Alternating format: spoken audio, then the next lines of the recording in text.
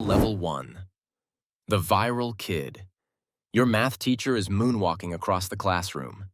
At least that's what 2 million people believe. The video is everywhere. Students are reposting it. Meme pages are reposting it. Even teachers are reposting it. The only problem?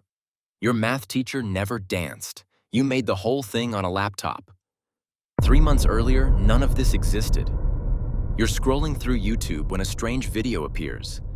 A famous actor is singing a song he never sang. The comments are a war zone. Half the people swear it's real. Half the people swear it's fake. You watch it 3 times. Not because it's funny, because you can't figure out how it was made. One video becomes 20, 20 becomes 100. You learn video editing, then machine learning, then face swaps, then voice synthesis. While your friends are playing games, you're training models, downloading datasets, breaking software, fixing software. Nobody tells you to learn it. Nobody pays you to learn it. You become obsessed. One Saturday afternoon, you record a few clips of your math teacher. Nothing unusual, just normal classroom footage. A week later, he's moonwalking across the classroom. For the first time, you feel something dangerous. Not money, power. Thousands of people believing something that never happened. Then the messages start arriving. Level 2. The freelancer. At first, they're just curious. How did you make that? What software did you use? Can you teach me? Then one message stands out. A podcast creator wants help cloning a voice for an intro segment. Nothing illegal, nothing strange. He offers money. Real money. You spend one evening working on it. The next morning, the payment arrives. You stare at the notification. It's the first time anyone has paid you for a skill. Not a summer job, not an allowance, a skill. One client becomes 5. 5 become 10. Voice work, face swaps, video edits. Every project brings another referral. Every referral brings more money. Level 3. The first crime. One night, a message appears from an account you've never seen before. Just a number. The offer is 10 times larger than anything you've done before. At the bottom is a single word. Recommended. But you accept without hesitation. The instructions are simple. Clone a voice, half up front, half on delivery. You tell yourself it's probably marketing, or a prank, or some weird internet project. You finish the job in less than a day. The payment arrives. The client disappears. A week later, you're eating breakfast when a news report appears. An elderly woman receives a phone call, a crying voice, her grandson, or what sounded exactly like her grandson. He needed money immediately. She sent everything. By the time she realized the truth, it was gone. You barely pay attention until the reporter mentions her name. You know that name. She lives 3 streets away. You've seen her at local stores. You've held doors open for her. Then the reporter plays the audio. Your stomach drops. Because you recognize the voice. You made it. For a moment, you feel sick. Then your phone vibrates. One message from the anonymous account. Good work. For the first time, you realize somebody is watching. Level 4. The community. Deepfakes are exploding everywhere. Every month, the technology improves. Every month, the models become more convincing. Researchers publish study after study. The results are uncomfortable. Ordinary people struggle to identify synthetic videos. Sometimes they perform only slightly better than random guessing. The community loves sharing those papers. To them, every new study feels like a scoreboard. Detection tools improve. Generation tools improve faster. The gap keeps shrinking. The anonymous account invites you into a private community. Thousands of members, developers, researchers, AI enthusiasts, people sharing breakthroughs in real time. At first, it feels exciting, like you're watching the future being built. Then a video appears. Millions watch it. Days pass. People still can't agree whether it's real. Half the community celebrates. The other half panics. Because if millions of people can't identify one fake video today, what happens when there are 10,000 tomorrow? For the first time, you realize something. The technology isn't just improving. Trust is shrinking. Level 5. The boardroom ghost. The anonymous account contacts you again. We have something bigger. The project lasts 6 weeks. You study a finance executive, his interviews, his webinars, his voice, his face, his habits. For 6 weeks, you learn everything about one man. The final result is flawless. 3 days later, headlines explode. A multinational company loses more than $25 million after employees participate in a video conference with their finance executive. The faces looked real. The voices sounded real. The meeting felt real. None of it was. You stare at the article, because parts of the operation look familiar. Very familiar. That night, the largest payment of your life arrives.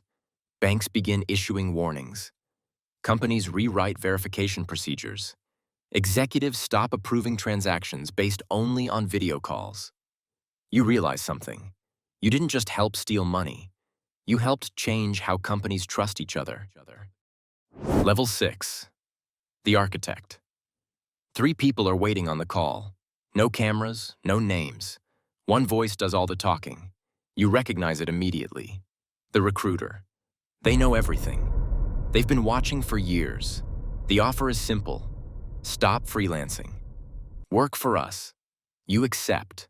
You stop creating deepfakes. You start managing the people who create them. Voice specialists, video editors, data collectors, prompt engineers, freelancers scattered across different countries. Every week, new projects arrive. Every week, new teams are assembled. For the first time, you see the scale. The people running these operations aren't lone hackers in dark bedrooms. They're organized, structured, professional. Then one project catches your attention, a fake company executive, 3 voice artists, 2 video specialists, 1 data collection team, 10 people working together to impersonate a single person. The operation succeeds. Millions move. Nobody notices. That's when it hits you. You aren't building deepfakes anymore. You're helping run a factory. Level 7. The hub. Months later, they move you to Southeast Asia. The building looks ordinary, the inside doesn't. Rows of operators, rows of screens, rows of victims. You've seen stories about places like this before. Journalists call them scam compounds. Governments call them transnational fraud networks. Inside the building, nobody calls them anything. It's just work. One team gathers data. One team creates fake identities. One team runs romance scams. Another runs investment scams. Another runs digital arrest scams. The operations run 24 hours a day. Different languages, different countries, different victims. Every department has a different purpose. Every department ends the same way. Money changes hands. As you walk through the building, something becomes obvious. The product isn't AI. The product is trust, and business is booming. Level 8. The prison. The first operator tries to leave after 6 months. Nobody sees him again. People whisper about it for weeks. Nobody asks questions. Then another operator quits. 3 days later, he's back. Different attitude, different smile. Nobody knows what happened. Nobody asks. One evening, you tell a supervisor you're thinking about leaving. He smiles, then mentions your hometown, your street, your family, details you've never shared. The conversation lasts less than a minute. The message lasts much longer. You can leave the building, but the building never really leaves you. That's when you realize something. The victims aren't only on the screens anymore. Some of them work here. Level 9. The hunt. One morning, every screen receives the same message. Operation compromised. The building goes silent. Within hours, accounts disappear. Servers vanish. Managers stop replying. News reports begin connecting the dots. One operator is arrested, then another, then another. Investigators map sections of the network. Aliases, transactions, locations. People you've worked with for years start disappearing. One night, you find your own alias in an investigative report. Not your real name. Close enough? You try contacting the recruiter. The same person who guided you through every level has vanished. The next morning, you book a flight, delete your accounts, leave the forums, abandon the network, and disappear. Level 10. The aftermath. 2 years later, you're sitting in a corporate conference room. Different country, different life, different job. Companies hire you because you understand deepfakes better than most people. Banks ask how criminals bypass verification. Investigators ask what warning signs they missed. Executives ask how fake meetings happen. The work is honest. The office is quiet. You should feel relieved. But something changed. You watch a politician giving a speech online. You pause, rewind, zoom in, looking for glitches. A voice message arrives. You replay it twice, listening for artifacts. A friend sends a photo. You check the reflections, the shadows, the fingers. Without realizing it, every screen has become an investigation. Then one day your mother calls. You hesitate. For a second, you wonder if it's really her. And that's when it hits you. You spent years teaching machines how to imitate people. Now every image feels suspicious. Every voice feels questionable. Every screen demands investigation.